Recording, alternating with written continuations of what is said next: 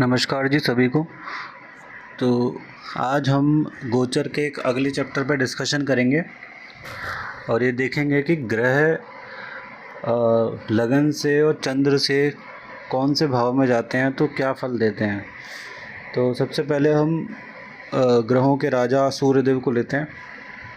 आप देखिए ये सूर्यदेव को हमने ले लिया है और सूर्य जब प्रथम भाव से गोचर करेंगे तो उसका परिणाम जो है वो अशुभ कहा गया है, द्वितीय से भी अशुभ कहा गया है और तीसरे घर से जो गोचर करते हैं तो शुभ है।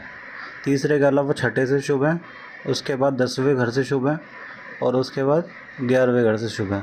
मतलब सिर्फ 4 स्थितियां ऐसी हैं जहां पर ये शुभ परिणाम देते हैं। आप देख रहे होंगे 4 लिखा हुआ है यहाँ पर, ये इसीलिए लिखा है कि सिर्फ 4 ही स्थिति ऐसी हैं जहाँ पर ये शुभ परिणाम देते हैं और 8 स्थितियाँ ऐसी हैं जहाँ पर ये अशुभ परिणाम देते हैं।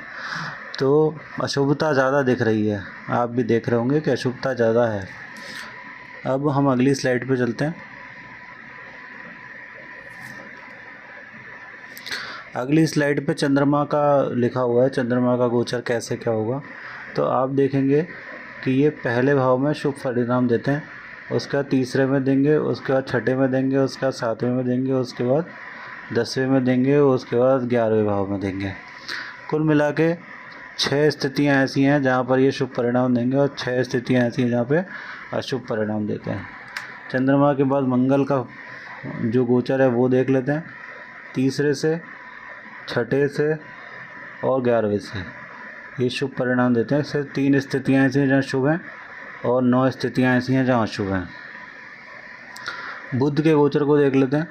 तो बुध दूसरे से, चौथे से, छठे से, 8वें से, 10वें और 11वें, ये 6 स्थितियाँ बुध की ऐसी हैं जहाँ शुभ परिणाम देते हैं और 6 ही स्थितियाँ ऐसी हैं जहाँ अशुभ परिणाम देते हैं। उसके बाद बृहस्पति को देखेंगे, ये दूसरे, 5वें, 7वें, 9वें, 11वें इन भावों से, मतलब कुल लगे 5 भावों से शुभ परिणाम और 7 भावों से अशुभ। अब शुक्र के पास चलते हैं।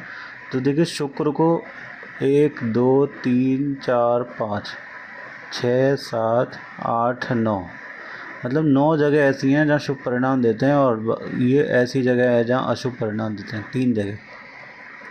तो आप देख रहे होंगे कितने शुभता है शुक्र के अंदर, कारण है इसीलिए शुक्र को बहुत ज़बरदस्त राजयोग कारक ग्रह कहा गया है।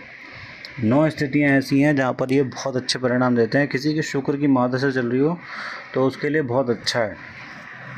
अब हम शनिदेव का देखते हैं, शनि को क्यों सबसे खतरनाक कहते हैं और शनि से क्यों ये दुनिया डरती है। सिर्फ 3 जगह ऐसी हैं जहाँ पर ये शुभ परिणाम देते हैं, एक तो तीसरे घर में, एक छठे घर में और एक 11वें भाव में। बाकी सब जगह ये अशुभ परिणाम देते हैं। ये देख लीजिए आप, ये 9 लिखा है ना, 9 स्थिति ऐसी हैं जहाँ पर अशुभ ही परिणाम मिलेंगे।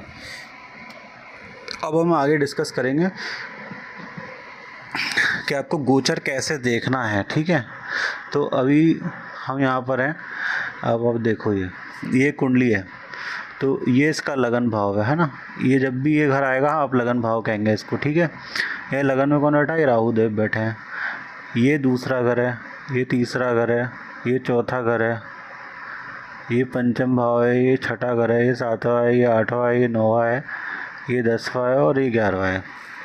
तो ये तो है लगन कुंडली, ठीक है। ये वृश्चिक लगन की है।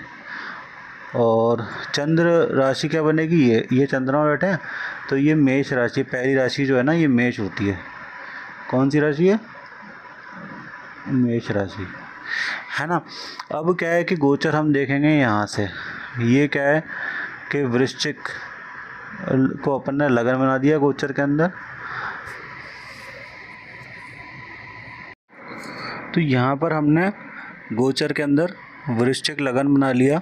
गोचर में कोई भी लगन आ सकता है, उसको आप लगन बनाओ वृश्चिक को, जो कि जातक का लगन है। ये जातक की कुंडली है ना, ये जातक की कुंडली है। तो वृश्चिक को हमने लगन बनाया।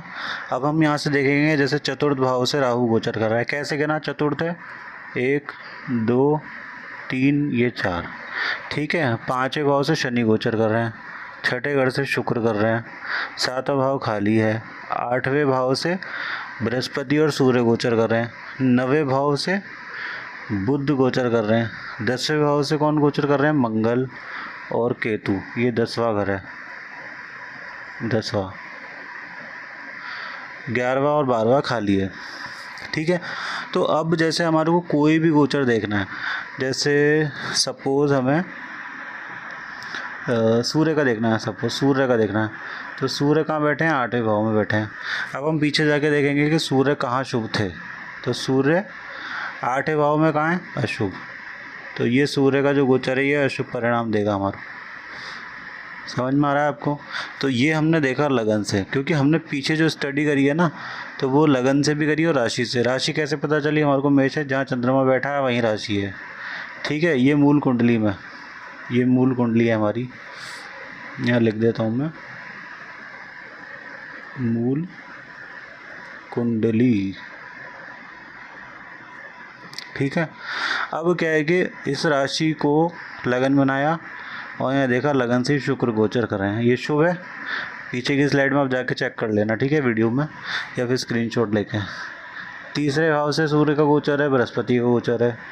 4th भाव से, क्योंकि यही लगन है तो भाव भी यही आएंगे, गिनोगे तो पता चल जाएगा, 1 2 3 और ये 4। ठीक है, 4th भाव से चंद्रमा और बुध का गोचर है। 5th से मंगल केतु एक साथ बैठे हैं। 11वें भाव में राहु है और 12वें में शनि है। तो इस तरह से गोचर देखना है, इसको भी देखना है, इसको भी देखना है, और कारक ग्रहों को भी देखना है। कारक ग्रह क्या होते हैं? नैसर्गिक कारक ग्रह होते हैं, नेचुरली कारक ग्रह होते हैं। जैसे संतान के जो कारक ग्रह है ना, वो गुरु हैं, बृहस्पति।